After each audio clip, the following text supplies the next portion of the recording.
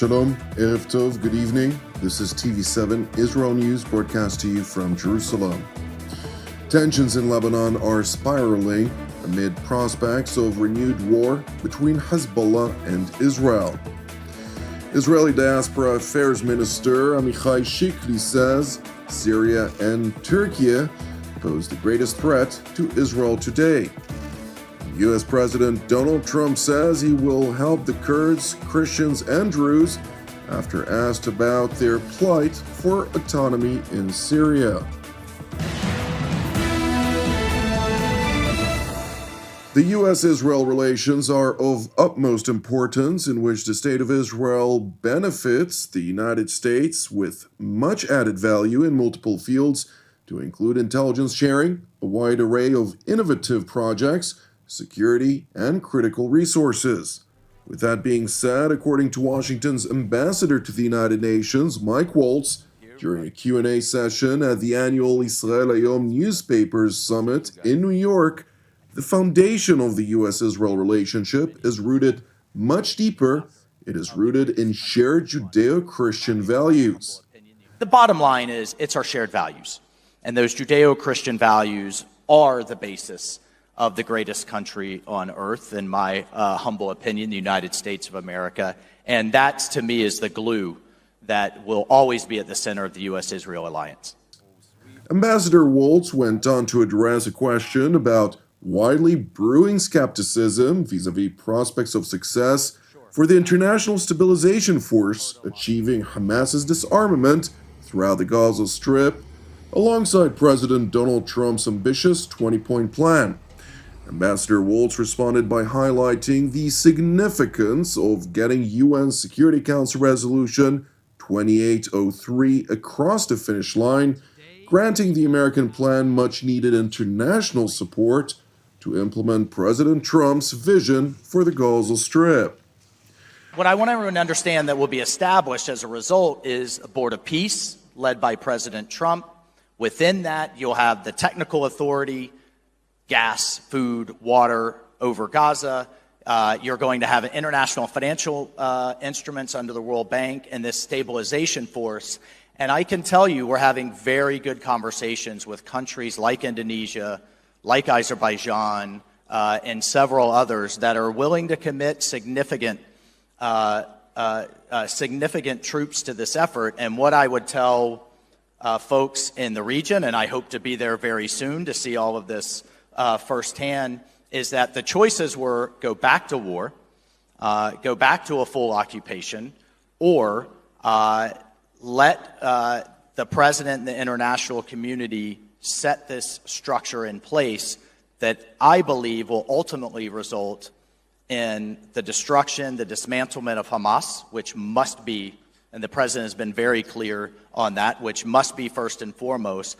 But what we are trying to avoid is the definition of insanity. We cannot pour billions into rebuilding, allow Hamas to survive. They strike Israel again. Israel takes the aggressive action necessary to hit back, and here we go on this cycle all over again.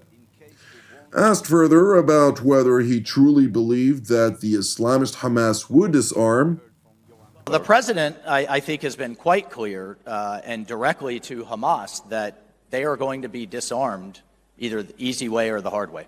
One way or another, Hamas has to go. Meanwhile, tensions in Lebanon have been escalating ahead of a deadline set for the Lebanese military's operation to demilitarize territories south of the Litani River and to ensure that no Hezbollah weapons remain there. The Lebanese Armed Forces, or LAF, is not expected to achieve the objectives ahead of the deadline, which is the source of mounting fears of an imminent Israeli attack. Meanwhile, the U.S. Special Envoy for Lebanon, Morgan Ortagus, arrived in Israel yesterday for consecutive meetings with Israeli Foreign Minister Gideon Sa'ar, Defense Minister Israel Katz, and Prime Minister Benjamin Netanyahu.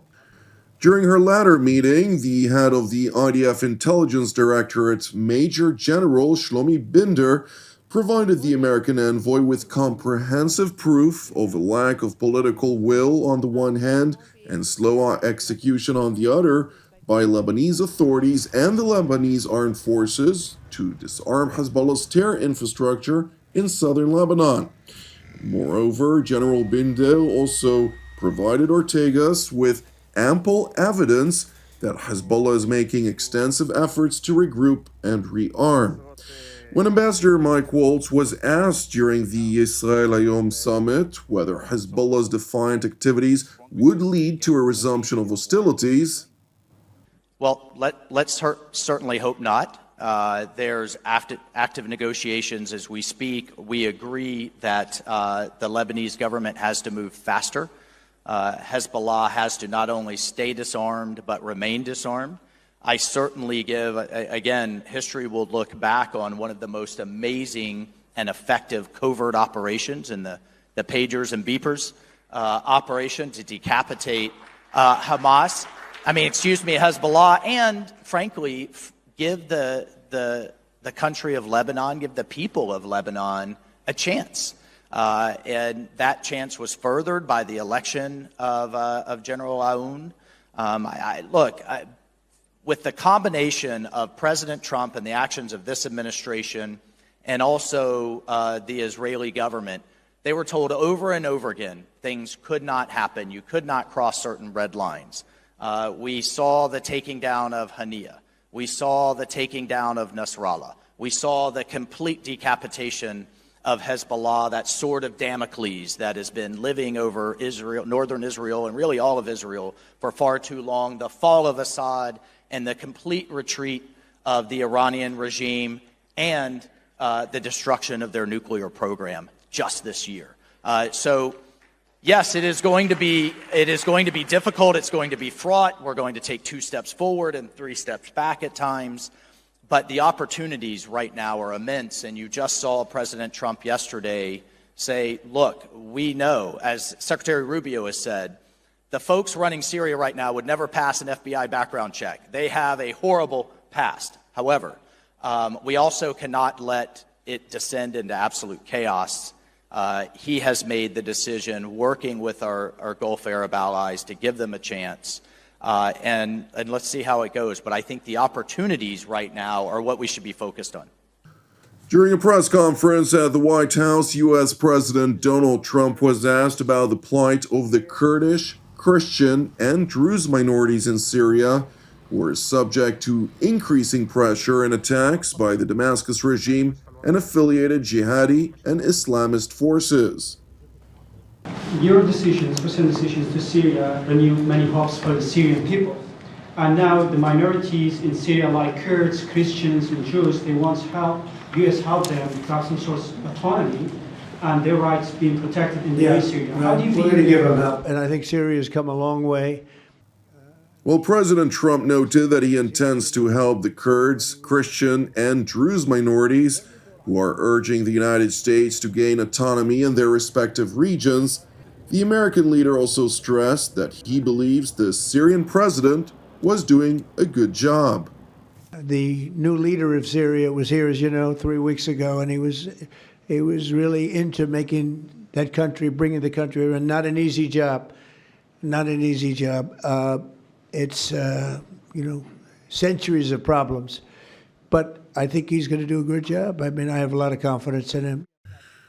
Returning to the Israel-aiheiset summit in New York, where Israeli Minister of Diaspora Affairs, Amichai Shikli, was asked about the latest developments vis-a-vis Syria. There's a term in the Bible, mitzafon tipatach hara. The greatest threat to the state of Israel today is coming from Turkey and Syria. Turkey is becoming the new Iran. The vision of Erdogan is twofold. One, it is a neo-Ottoman vision to re-establish the Ottoman Empire. But there's a second dimension, which is the Caliphate, the Muslim Brotherhood vision of the AKP. Erdogan's party and Erdogan himself is a part of the same movement that the U.S. administration is banning. Erdogan is Muslim Brotherhood. Giuliani is Muslim Brotherhood. Their vision is the caliphate. Their enemy is us. I think that one of the most strategic, the most important decision of the war in action was to take the Hermon and the buffer zone in Syria. We must insist to have our troops in the Hermon and in the buffer zone and to fight those jihadists and not let the next October 7th and not scenario, even to try to achieve a peace agreement or even a ceasefire agreement with there will Jolani? be no peace agreement with Jolani. Jolani is the founder of Al-Qaeda in Syria. He is the founder of Al-Qaeda in Syria. There is nothing mutual between us and these jihadists who butchered thousands of Alawites and Druze, and there is zero legitimacy for Jolani. And I think it was a mistake to give him the credit. Thank you for watching TV7 Israel News. I would like to say thank you if you are a supporter of TV7 Israel, since your donation is essentially helping us produce our daily news updates from here in Jerusalem. If you haven't yet supported TV7 Israel, please consider doing so, since TV7 Israel is exclusively donation-based. You can donate via our website at www.tv7israelnews.com. Separately, as ever, pray for our brothers and sisters being persecuted globally, along with prayers for the peace of Jerusalem, as well as the redemption of Israel. Jonathan Hessen wishing you a blessed evening, and until our next update, Shalom from Jerusalem.